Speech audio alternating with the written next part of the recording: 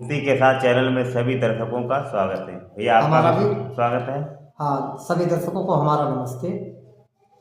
भैया, जीवन में आदिकाल से अब तक धर्म की बहुत बड़ी भूमिका रही है, क्योंकि धर्म से ही हमें संस्कार आते हैं, एक अच्छा जीने का तरीका मिलता है, आत्मबोध को उपलब्ध हो पाते हैं।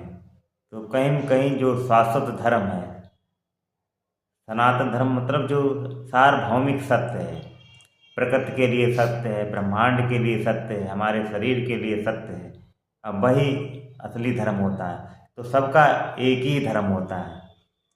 पंथ अनेक हो सकते हैं, मगर जो मूलभूत फंडामेंटल धर्म है, जिस पर चलकर हमें आनंद प्राप्त हो सकता है, आनंद को उपलब्धि हो सकती है, आध्यात्मिक हो सकते हैं, तो मूलभूत धर्म भैया एक ही होता है। तो उसी पर आज बातचीत करते हैं, चर्चा करते हैं। बताइए।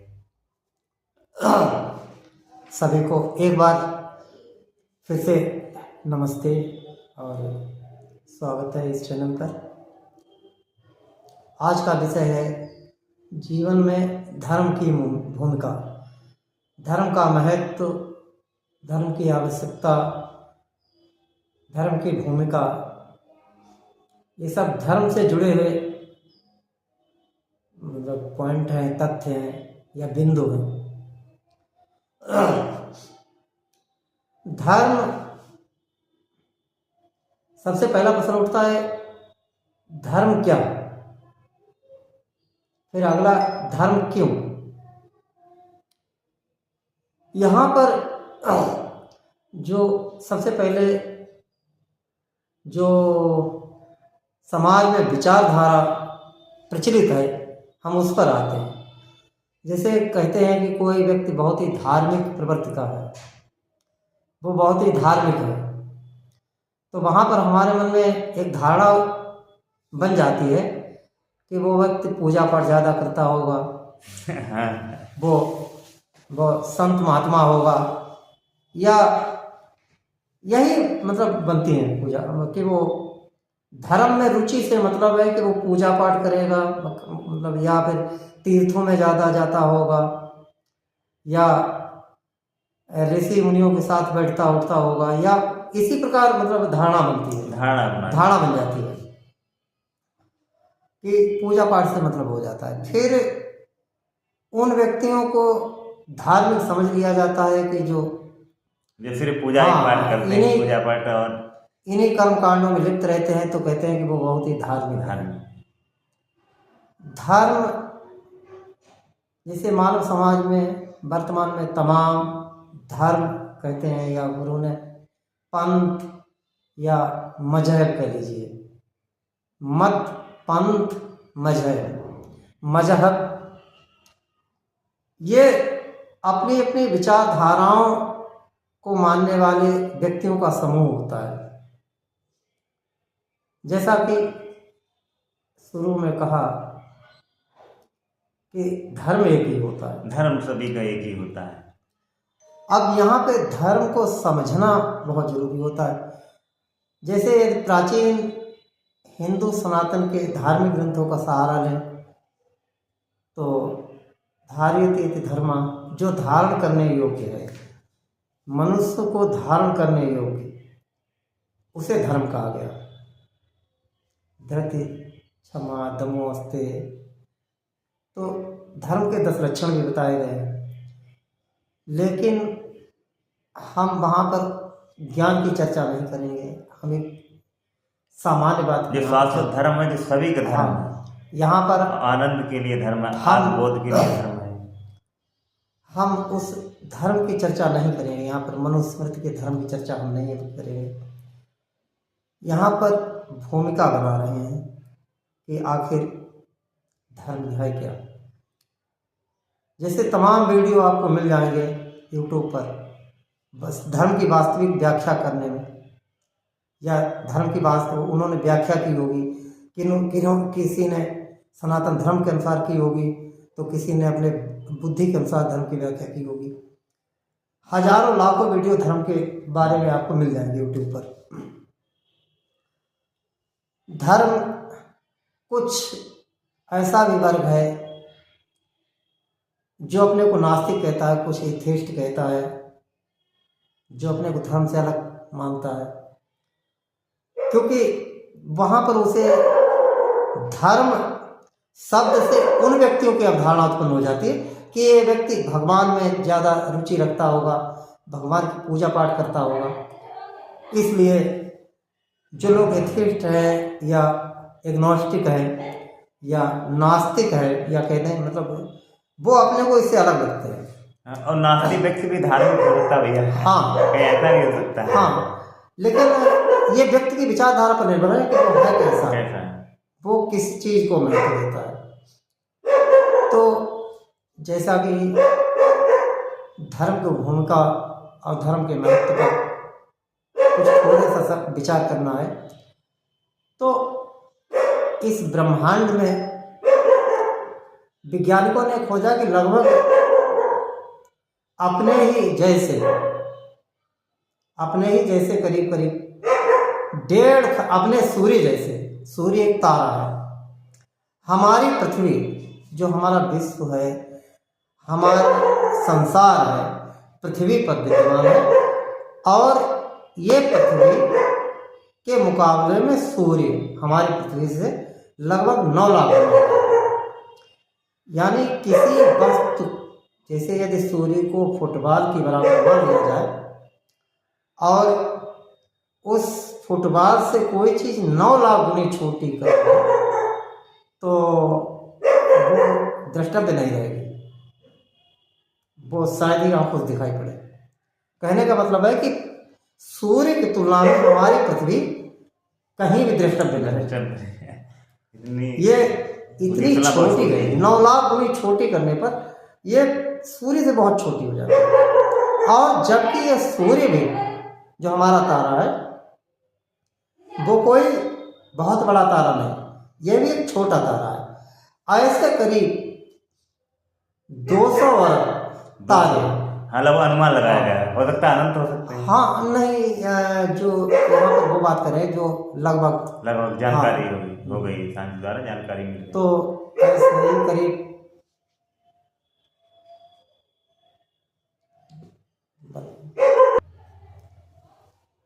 हाँ, तो हम कह रहे थे कि इस अपने सूर्य जैसे लगभग 200 अरब तारे अपनी गैलेक्सी, अपनी आकाश गंगा मिल्की वे में है।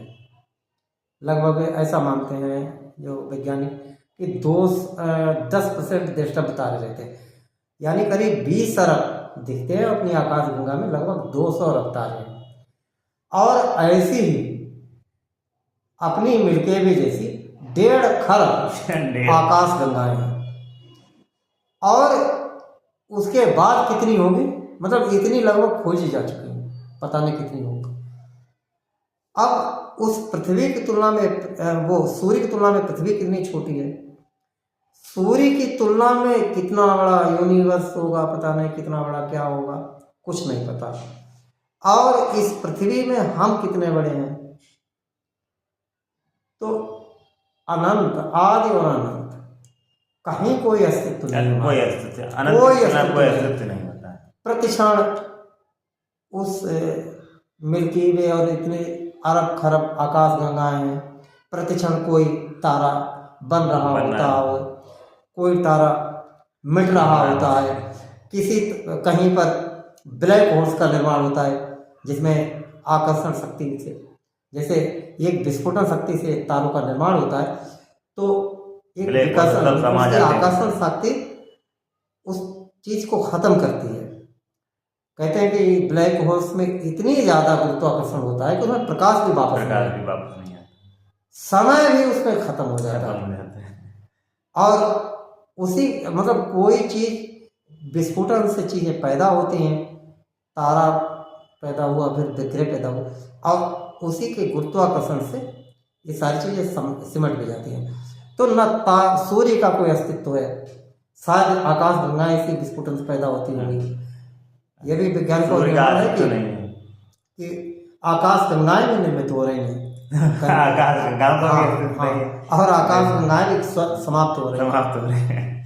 तो इस इतने बड़े उसमें न हमारा कोई अस्तित्व है, न संसार का कोई अस्तित्व है, ना ही तारों का कोई अस्तित्व है, ना ही आकाशगंगा, क्योंकि ऐसी आकाशगंगा 1.5 खरब है, तो पता नहीं इसे मिलकर कोई और बड़ी आकृति बन रही हो, आकृति बन रही हो। क्योंकि 1.5 खरब आकाशगंगाओं में अपने मिलके भी एक छोटी सी आकाशगंगा होगी जिसमें 200 अरब तारे हैं। और तो इतना विशाल ब्रह्मांड है। अब यहाँ पर बात होती है कि आखिर धर्म की आवश्यकता क्यों, क्योंकि व्यक्ति एक मनुष्य ऐसा प्राणी है जिसमें बुद्धि का विकास हुआ। ये खतरनाक भी हो सकता है और कल्याणकारी दोनों, क्योंकि दोनों ऊर्जाएं प्रतिक्षण होती हैं। जिसका पॉजिटिव पॉइंट होता है उसका निगेटिव पॉइंट भी होता है।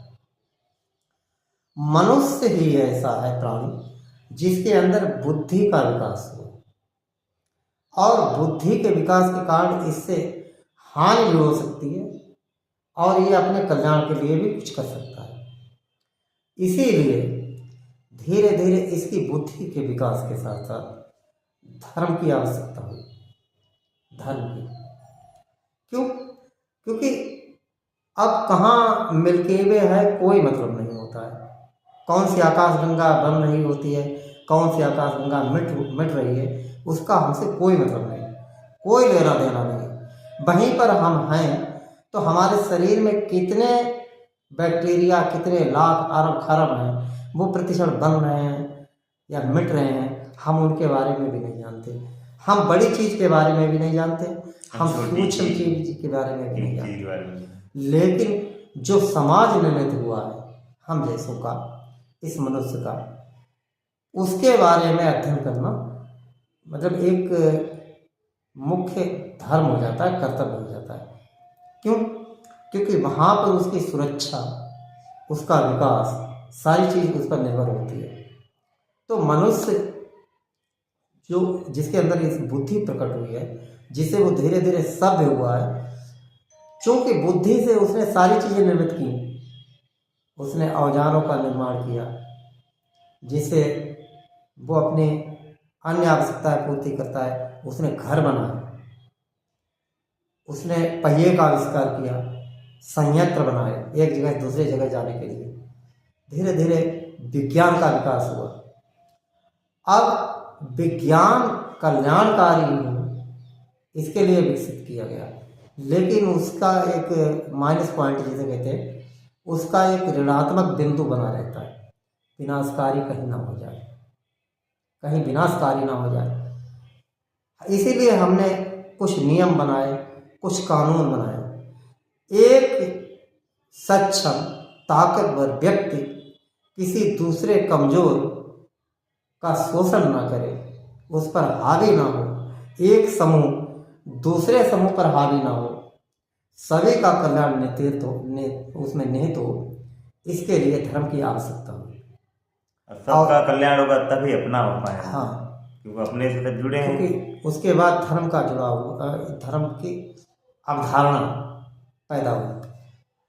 क्योंकि जिस चीज़ों से व्यक्ति संबंधित है उसका अध्ययन अति आवश्यक होता है। किससे संबंधित है?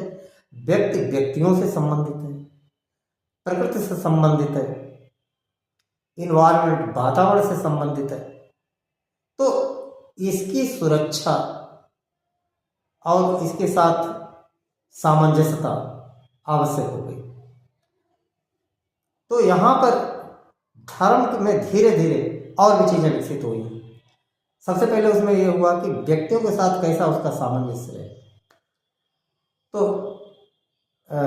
धर्मशास्त्रों में महान पुरुषों द्वारा ये चीज़ें उसमें समाहित की गई कि ठीक है, मान लीजिए एक ताकतवर है तो उसका व्यवहार दूसरे कमजोर के प्रति कैसा हो, वहाँ पर कुछ कानून बनाए गए। क्योंकि मान लीजिए उसका व्यक्ति कुछ अन्य भी सोच सकता है। सभी ताकतवर सभी कमजोरों के लिए हित की बात सोचे, यह आवश्यक नहीं है।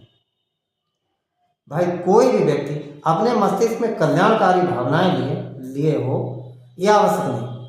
समाज में देख रहे होंगे कि सब एक दूसरे से हाथ मिलाते हैं, थोड़ा मुस्कुराते हैं, हाल चाल पूछते हैं, लेकिन एक औपचारिकता बस औपचारिकता बस होता है।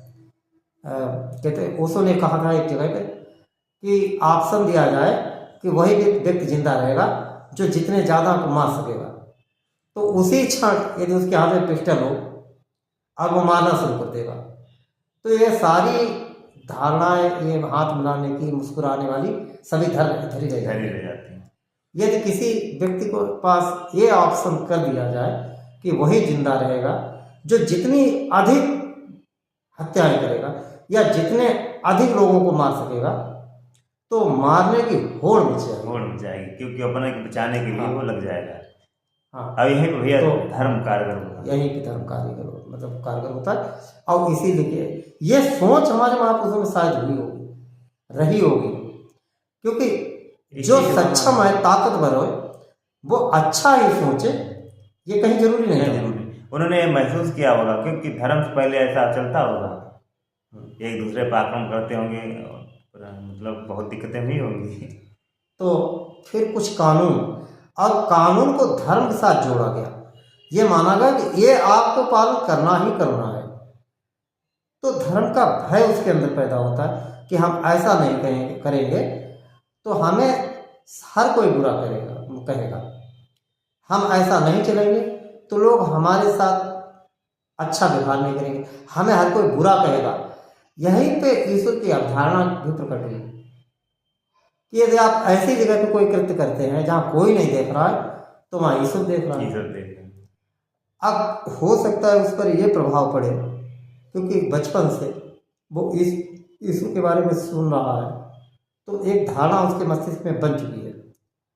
तो जब वो कोई गलत कृत्य करता है तो एक प्रश्न उठता है उसके मन में कि शायद कहीं हो सकता है हो ईश्वर तो हमें देख रहा हो, और बाद में हो सकता है हमसे इसका हिसाब लिया जाए। तो इससे बहुत सी गलत कृत्य हैं, उन्हें रोकने में कुछ मदद मिलती है, बहुत मदद मिलती है। तो यहाँ पर हमने मुख्य धारणा स्पष्ट की, हालांकि हमने धर्म की विशेष व्याख्या नहीं की कि सनातन धर्म क्या है, अन्य धर्म क्या है, लेकिन सबसे मूल बात यही है कि धर्म वही है जो अपना भी कल्याण सोचे और दूसरों का भी कल्याण सोचे। अब वो एक ही भैया, सबका एक ही हो सकता है, धर्म तो एक ही हो सकता है। व्यक्ति को कहीं का रहने वाला हो, चाहे रूस का रहने वाला हो, जापान का हो, यूरोप का या अमेरिका का या अपने भारत का, लेकिन अंदर मन में कोई भी अपना अहित नहीं चाहता है। और इसी के साथ जोड़ दिया कि आप जब स्वयं का अहित नहीं चाहते हो तो दूसरे का भी अहित नहीं कर सकते हो। तो यही तो जैसा हमें स्वयं पसंद है, जो भी जैसा आचरण हम स्वयं चाहते हैं, जैसा व्यवहार हम स्वयं के लिए चाहते हैं, जैसा अन्य लोगों से आदर स्वयं के लिए चाहते हैं, जो भी हम स्वयं को चाहते हैं वैसा ही हम दूसरे को दें। ये धर्म का सार तत्व हुआ। इसमें प्रकृति भी जुड़ी है। क्यों? यहाँ पर दूसरे से मतलब व्यक्ति भी हैं, प्राणी भी हैं, प्रकृति भी है। हम चाहते हैं कि हमें छांव अच्छी लगती है तो हम पेड़ के साथ वैसा व्यवहार बनाएं, यानी और ज़्यादा लगाएं, तभी तो हमें छांव मिलेगी। हमें दूषित पानी नहीं अच्छा लगता है। हमारे गिलास में कोई पिलाने को दे तो हमारी नज़र सबसे पहले उस पानी पे जाती है कि वो है कैसा। तो साफ रखने की जिम्मेदारी भी आ जाती है। नदियों को भी साफ रखना चाहिए, यहाँ पर तालाबों भी साफ रखना चाहिए प्रकृति में। हाँ, प्रकृति पर आ गए, क्योंकि चाहे कम्युनिस्ट विचारधारा के लोग हों, चाहे वामपंथी हों, कोई चाहे साम्यवादी हो, इन चीजों की तो आवश्यकता सबके लिए है। इसका नाम धर्म कहें या कुछ भी कहें, कल्याणकारी नीतियां कहें, वो तो सभी के लिए सार्वभौमिक नीतियां होती हैं, सभी को चाहिए। चाहे आस्तिक हो, चाहे नास्तिक हो, एग्नोस्टिक हो, स्वास्थ्य चाहिए। हर कोई स्वयं के लिए अच्छा व्यवहार चाहता है, अपने लिए अच्छा चाहता है, और जैसा चाहता वैसे दूसरे के लिए करना चाहिए। ये उसका कर्तव्य हो जाए। ये कर्तव्य, ये हमें संस्कार धर्म ही, क्योंकि जो दूसरा है वो भी स्वयं व्यक्ति है। वो भी चाहता है, जैसे दो व्यक्ति हैं तो दोनों स्वयं भी हैं और दोनों दूसरे भी हैं, तो इसी समाज को मतलब एक अच्छी दिशा देने के लिए धर्म अद्वैत की तरफ मोड़ता है, दोनों को एक ही मानता है। धर्म अद्वैत को मानेगा दोनों को एक ही। और जब हम द्वैत भिन्न भिन्न मानने लगते कि अपने लिए अलग नियम, दूसरे के लिए अलग नियम, अपने लिए अलग व्यवहार चाहते हैं, दूसरे के लिए अलग, तभी ये डिस्टर्ब होता है। यहाँ पर एक चीज़ हम जोड़ना चाहेंगे, क्योंकि हमने शुरुआत में ब्रह्मांड यूनिवर्स से आकाश गंगा की वो की थी, तो मात्र इसलिए कि इसका हमने यहाँ पर जिक्र इसलिए किया कि हम उन्हें छोड़ें जिन्हें हम नहीं जानते, लेकिन जिन्हें हम जानते हैं, जिनसे हम संबंधित हैं, जिनसे हम परिचित हैं, जैसे सूर्य से हम परिचित हैं, क्योंकि हम जो बोल रहे हैं तो उसी की ऊर्जा है। समस्त इस संसार में जो भी ऊर्जा है सूर्य की रूपांतरित ऊर्जा है। चंद्रमा हम उससे संबंधित है, प्रकृति हम संबंधित हैं, लोग हम संबंधित हैं, इस सृष्टि के जितने भी प्राणी हैं हम सभी से संबंधित है कहीं न कहीं। हम हो सकता है ब्रह्मांड से भी संबंधित हो, लेकिन हमें उसकी जानकारी नहीं। जब जानकारी नहीं तो ऐसे के लिए हम न कुछ कर सकते हैं और न करवा सकते हैं। जैसे बैक्टीरिया हमारे शरीर में है, वायरस है, इस वातावरण में वायरस है, हम वायरस को ना हटा सकते हैं, ना ही वायरस के बारे में कुछ कर सकते हैं। ऐसे ही आकाश गंगाएं कहाँ निर्मित हो रही है, क्या हो रही है, क्या हो रही है, कैसी हो रही है, हमें कुछ लेना देना नहीं। लेकिन हम जिससे संबंधित हैं हम उसके प्रति जुड़ सकते हैं, हम लोगों से जुड़ सकते हैं, हम प्रकृति के हर प्राणियों से जुड़ सकते हैं। कहीं न कहीं हो सकता है कि हम न जानते हों, लेकिन वो हम उससे और वो हमसे संबंधित है। संसार के सारे प्राणी, चाहे सरीसृप वर्ग के हों, चाहे चौपाए हों, चाहे पक्षी हों, कहीं न कहीं हमें उनकी और उन्हें हमारी आवश्यकता है। नहीं तो संतुलन बिगड़ जाएगा। हाँ, संतुलन। अब जीवन मुक्ति अध्यात्म को तो बाद में, अभी संतुलन बिगड़ने से समस्याएं पैदा होंगी और जीवन कष्टमय हो जाएगा। और जो कष्टमय होगा तो हमें कुछ अच्छे नहीं लगेगा, चाहे धर्म हो, अध्यात्म हो, कुछ भी। तो धर्म तो ये लाने ही है, धर्म को अपने लिए अच्छे व्यवहार के लिए, दूसरे के कल्याण के लिए और सबके कल्याण के लिए जो कार्य करता है वही धर्म होता है। बिल्कुल, वो हो जाता है। तो वो कैसा भी हो, वो धार्मिक कृत्य ही हो जाता है। धार्मिक कृत्य हो जो दूसरे के कल्याण के लिए, हित के लिए हो, वो कुछ भी, कोई भी कर्म हो, वो धार्मिक ही हो जाता है। और भले वो पूजा पाठ ना करता है, मगर दूसरे के कल्याण के लिए कार्य कर रहा है तो वो धार्मिक व्यक्ति है। अपने लिए भी वो धार्मिक है, दूसरे के लिए भी धार्मिक है। अब सिर्फ पूजा पाठ करता है, दूसरे के लिए गलत कार्य करता है, ऐसे कार्य करता है दूसरे को हानि पहुंच रही है, उनके बारे में सोचता ही नहीं, तो वो धार्मिक अधार्मिक हो, वो अधार्मिक है। वो चाहे यही प्रत्यक्ष हानि हो, अप्रत्यक्ष हानि हो, यदि हानि है तो वो अधार्मिक है। वो कितना भी पूजा पाठ या कुछ भी करे और कल्याण करे, उसमें स्वयं का भी कल्याण जुड़ा है, स्वयं का भी कल्याण करे, दूसरे का भी कल्याण करे। अब ये व्यक्ति की सोच पर निर्भर है कि किसे कल्याण मानता है। कुछ भौतिक आवश्यकताओं पूर्ति को कल्याण मान लेते हैं, कुछ आत्मिक संतोष को कल्याण मान लेते हैं। अब वो व्यक्ति बात पर निर्भर करता है, हर व्यक्ति की सोच पर निर्भर करता है कि कल्याण क्या है। तो ये धर्म की भूमिका का टॉपिक है, तो अगले एपिसोड में ये रखते हैं। हाँ, धर्म धीरे का धीरे इसे आगे बढ़ते हैं। मतलब ऐसा होता है कि ये धर्म जो इस पर चर्चा का ये बहुत ही विशाल कॉन्सेप्ट है, बहुत ही बड़ा विषय है। इस पर थोड़े से समय में इस पर चर्चा नहीं की जा सकती, क्योंकि हर शास्त्रों में, जैसे वैदिक सनातन साहित्य हैं अपने यहाँ जो शास्त्र हैं, उसके अनुसार भी अलग अलग धर्म की परिभाषा दी है, लेकिन सार्वभौमिक परिभाषा यही है कि स्वयं का कल्याण हो और उसी के साथ सभी के कल्याण उसमें शामिल हो, क्योंकि सभी के कल्याण में अपना भी कल्याण शामिल है। यही धर्मों का सार है। ये आज भूमिका में इतना ही, कल फिर चर्चा करते हैं। तब तक के लिए प्रणाम। सभी को हमारी तरफ से भी नमस्ते और प्रणाम, हार्दिक आभार।